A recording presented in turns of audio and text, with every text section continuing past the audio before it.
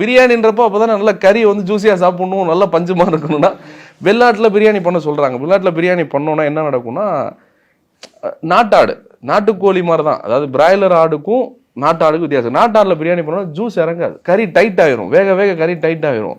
அப்பன்றப்ப நீங்க பிரியாணில வந்து உழுக போகும்போது அந்த கறி அப்படியே அந்த சாப்பாடும் கறி வந்து உழுக போது கறியை நீங்க இப்படி இப்படி நசுக்கி பாத்தீங்கன்னா உடையாது, கஷ்டமா கடிச்சு சாப்பிடும். ஓ, அதுதான் ரொம்ப வேக வச்சுட்டா ஒரு மாதிரி இருக்குன்னு. ஆமா, வேக வச்சுட்டான்னு கிடையாது, முத்தின ஆடா எடுத்துட்டு அந்த மாதிரி. பிரியாணிக்குன்றது ரேஷியோ வெள்ளாடா இருக்கட்டும் செம்மொழியா இருக்கட்டும் 8 to 10 கிலோ தான் இருக்கணும், அவ்வளவுதான். கொழுப்பு வந்து ஒரு 700 to 1 கிலோ இருக்கும், 700 கிராம் to 1 கிலோ இருக்கும். அந்த எந்த ஆடு இருந்தாலுமே சரி, செம்பிளில வெள்ளாடுல ஒரு 1/2 கிலோ இருக்கும் கொழுப்பு.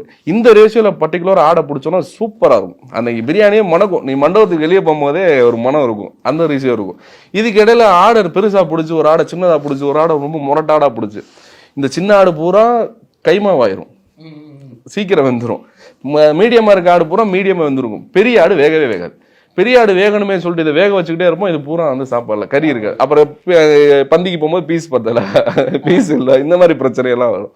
ஆக்சுவலி நல்லா ஃபுல்ஃபில்லாக சாப்பிட்ணுன்னா செம்பிளி ஆடு யூஸ் பண்ணலாம், செம்மறி யூஸ் பண்ணலாம், நல்லா ஒரு அரமாவோட சாப்பிடலாம், ஜூஸ் இறங்கும். இல்லை எனக்கு கொஞ்சம் எங்கள் வீட்டில் அதை விரும்ப மாட்டாங்க, அந்த ஒரு சில மாதிரி அரிக்கும் அந்த மாதிரிலாம் சொல்கிறாங்க, அந்த மாதிரிக்கும் வெள்ளாடு யூஸ் பண்ணலாம். வெள்ளாடுன்றது இப்போ ஃபுல்ஃபில் கிடைக்காது, ஒரு 80% நிற்கும். அதான் கிரில்லில் வந்து ஒரு கிரில் சிக்கன், தந்தூரி சிக்கன், நாட்டுக்கோழியை சாப்பிட்டா என்ன ஃபீல் இருக்கும், அந்த மாதிரி ஃபீல்.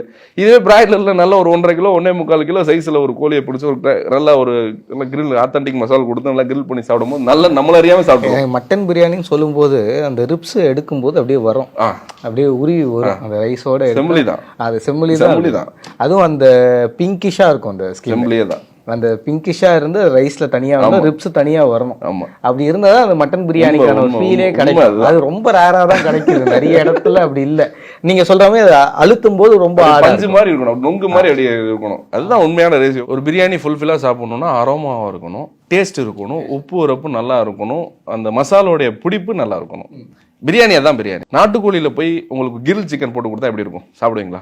ஒரு ஃபீலே இருக்காதுல்ல. எலும்பு மேல கிரில் எப்படி செட் ஆகும்? நாட்டுக்கோழினாவே ஒரு டைட்டா இருக்கும் கறி. ஆமா, அது ஒரு சூப்புக்கு சரியா இருக்கும், ஒரு குழம்புக்கு சரியா இருக்கும், ஏதோ ஒரு கிரேவி.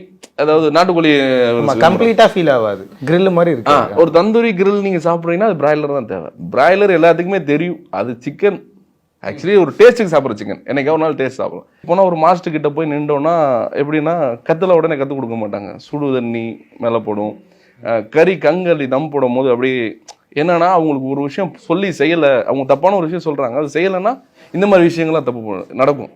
நம்ம கையில் கறி படுறது, சுடுதண்ணி படுறது, ஒரு குழம்பு கையில் கொட்டுறது, நிறைய விஷயம். இன்னைக்கு நான் இறங்கி சமைச்சேன்னா ஒரு 10,000 பேர் சமைச்சாலும் என் உடம்புல ஒரு சட்டையில் ஒரு தூசிப்படாது. அன்னைக்கு நான் வெறும் 100 பேருக்கு சமைக்கும் போது நான் எப்படி கறியாக ஆயிடுவேன் ஃபுல்லாக. ஏன்னா அது பிகினிங் ஸ்டேஜ். எந்த நேக்கில் வந்து நம்ம அந்த கரண்டியில் கிண்டணும், எந்த நேக்கில் அந்த மசாலா போடணும், எப்படி தெரிக்காமல் போடணும், எப்படி மேலே கொட்டிக்காம. ஏன்னா சமையல்ன்ற இண்டஸ்ட்ரியை பொறுத்த மட்டும் நெருப்பு தான், இது கஷ்டமான தொழில் தான். ஆனால் இதை பொறுத்த மட்டுக்கும் நம்ம ஹார்ட்லேருந்து செஞ்சோன்னா ரொம்ப ஈஸியானது. இன்னும் நிறையா வந்து சாதிப்போன்ற ஒரு விஷயம் தான். நடந்து வந்த நீங்கள் இப்போ எத்தனை கார்